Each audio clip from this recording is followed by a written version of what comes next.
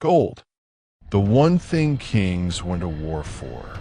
The one thing that has built empires and destroyed them. But there was once a man who had more gold than anyone could dream of. A man who could turn anything he touched into shining treasure. His name was King Midas. And today, we gist you on one of the most haunting stories from Greek mythology. King Midas ruled over the ancient land of Phrygia, a kingdom in what is now modern-day Turkey. His palaces were grand. His gardens were filled with roses that smelled sweeter than any in the world. His throne stood tall, decorated with ivory and gems, while servants bowed at his every word. To outsiders, Midas's life was perfection. But wealth is never enough. Midas was obsessed with riches, obsessed with gold. To him, gold was not just money, it was life. He measured everything in its weight, its shine, its value. And though he had more than most men could ever dream of, he wanted more. On a sunny afternoon, when the god Dionysus, the god of wine, celebration, and wildness, visited Phrygia, one of Dionysus's companions, a satyr named Silenus, wandered away from the god's party and got lost. Silenus was old and heavy with drink. His eyes drooped with mischief, and his laughter carried the sound of drunken riddles. Most men would have mocked him, even feared him, but Midas found Silenus drunk and tired, stumbling through the fields. Instead of turning him away, Midas welcomed him, gave him food, drink, and shelter. For 10 days, Midas entertained the satyr with feasts and music. The two spoke late into the night, Silenus sharing strange stories of gods and men, of lands across the sea, of wisdom hidden in wine. When Dionysus finally came to reclaim his lost friend, he was grateful, so grateful, in fact, that he offered Midas a gift. Any gift, any wish. His heart already knew what it wanted. Without hesitation, Midas spoke, "Wad, I wish that everything I touch shall turn to gold." Dionysus warned him. Are you sure? Think carefully. This is a dangerous wish. But Midas insisted. There is nothing more precious than gold. Give me this power. And so Dionysus granted it. At first, Midas was thrilled. He picked up a stone from the ground. Instantly, it turned into solid gold.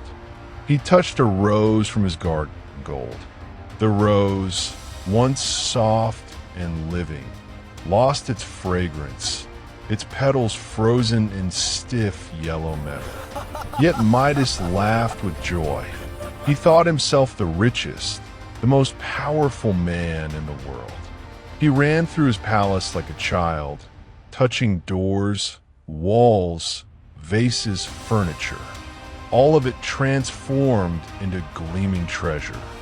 The hallways glittered like fire in the sunlight.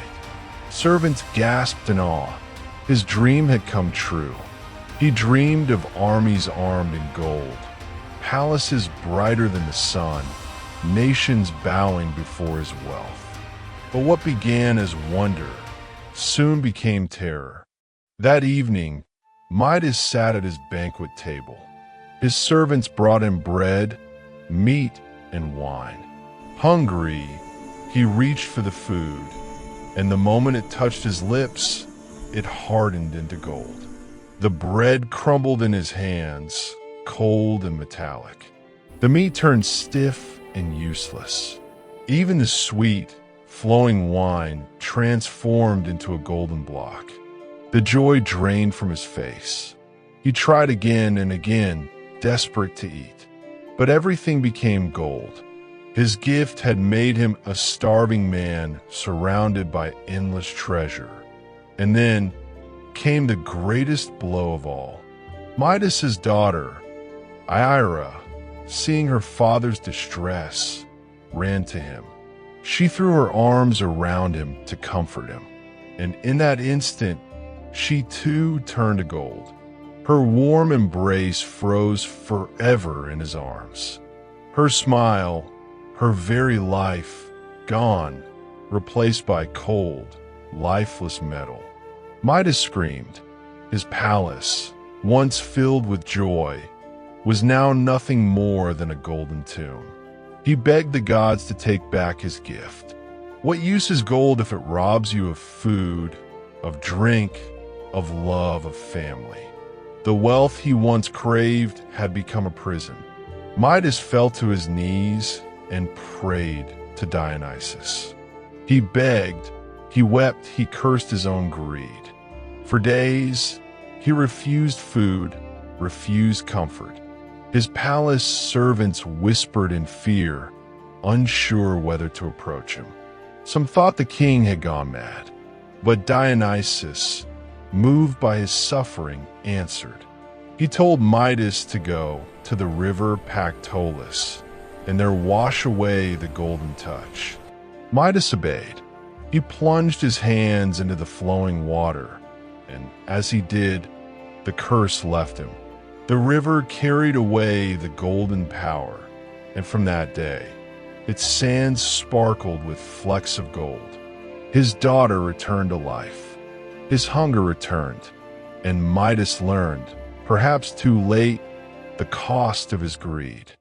His story is not just an old tale. It is a truth that echoes in every age, in every kingdom, in every man and woman who has ever believed that more wealth equals more happiness. But as Midas learned, sometimes the richest people are those who know when they already have enough. This should teach us that anything on earth, even gold, can turn to dust.